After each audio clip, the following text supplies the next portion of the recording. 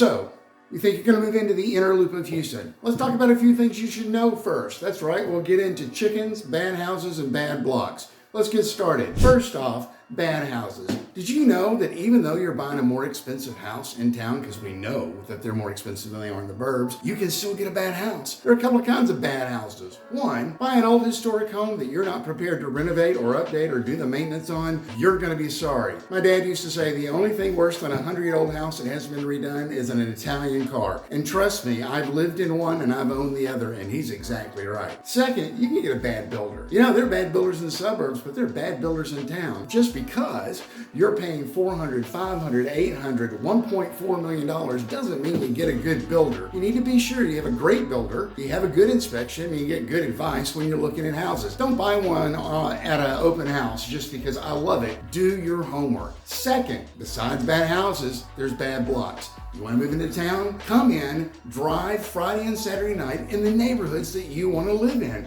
and see what it's like. You know, one of the things that's so sad is when I go to see a friend of mine who lives too close. And when I mean too close, he lives in town, he loves where he lives, but when they have a dinner party, there's no place to park. You want why there's no place to park? Number one, he lives about 5 lots away from one of the best restaurants in town. Guess what that means? On Friday night, somebody's parking in front of his house and often in front of his driveway. That means he can't get out and do what he wants to do. He probably should Uber anyway, but that's okay. You still want to be able to get out of your driveway on Friday night or Saturday night. So you want to come into town, you want to take a look around, and you want to spend a couple of evenings during the weekend driving to make sure that you know what the neighborhood is like, not just in the day, but at night as well. Some neighborhoods are well lit, some neighborhoods aren't. And guess what? There are new and old neighborhoods. If you want to live in town and you want to check out a new neighborhood, you need to go check it out at night as well. Because a lot of these neighborhoods don't have a lot of parking. And when people come home, they fill their garage and they park out in front of their house, so it takes this much room is left for you to get to your house. Drives me nuts. So that's one thing. Bad house, bad block. Here's the other part. Bad neighbors. You know, bad neighbors, they're kind of hard to avoid. I mean, in the burbs, you get bad neighbors. But I'm talking like bad neighbors like, you know, a rooster that's crowing at 3 o'clock in the morning. That's right. A rooster crowing at 3 o'clock in the morning. You would say they don't crow at 3 o'clock in the morning. Yes, they do. Yes, they do. In the city of Houston, you can have chickens. If it's not against your deed restriction, if it's not against your HOA, and like I said, you can have an HOA or you may not have an HOA, you can have chickens. But you're not supposed to have roosters. But guess what? People have roosters. Out on the west side,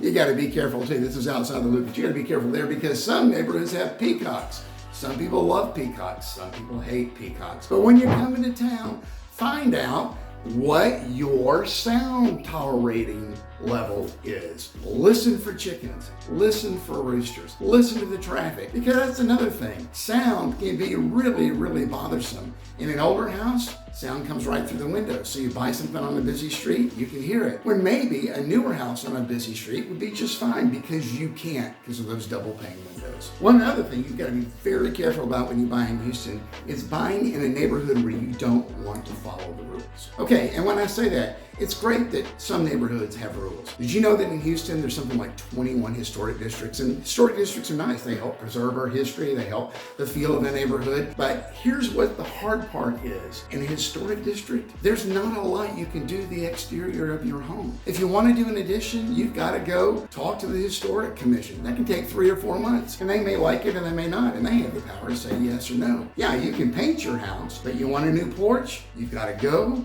make application, go before them, have it approved or have it denied. And you think to yourself, well, how hard can it be? Trust me, it can be hard. Because what they're going to look at is, this house was built 1926. Oh, look, we have a picture of the porch that was in. We want you to rebuild your porch to match this. Or if that's not the case, they'll say, this is what a porch looked like in 1926. We want you to build it like that. And you'll say, but I don't like that. And they'll say, it doesn't matter. If you want a new porch, here it is. Here's the thing. You want to be sure you buy in a neighborhood where you understand what the rules are. If you want historic restrictions, if you want a neighborhood where it's controlled, where you know it's going to stay the same, where you know what your street's going to look like, you want a historic district. But if you can't stand understand the fact that you don't get to choose what kind of porch you have, and you don't get to choose what kind of addition you have, and you don't get to choose how big you can add on to your house, or what kind of garage you can do, or where you can place what, then a historic district is not for you. The other thing that you don't want to do is buy in a neighborhood where you're going to live in a house that's different than everybody else. I'm never going to want to be the first person in a neighborhood in a brand new house. You know, it is possible that you might get some great equity later, but I want to tell you, you don't want to be the first one in.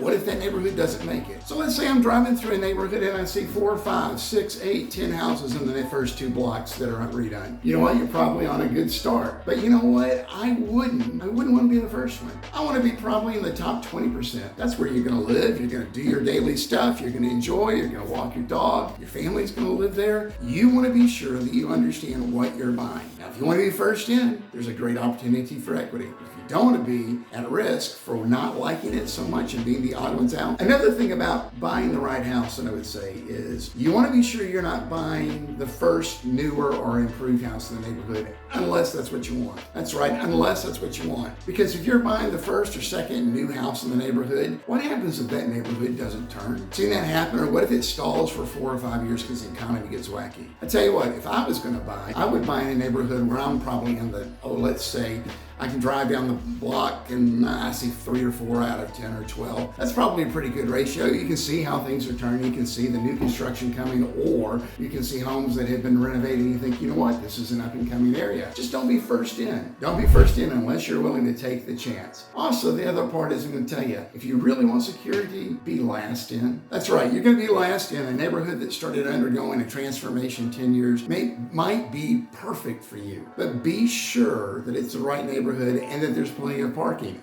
Again, going back to what we talked. Now that everybody's built their houses or they've added, maybe there isn't the parking there was. You don't want to live someplace you hate. Thanks for stopping in. Next time we'll talk about more crazy or maybe some more good. But I love living in the inner loop. I love living in the burbs. We'll talk about that too. But making the switch, you got to be sure you do it in the right way. So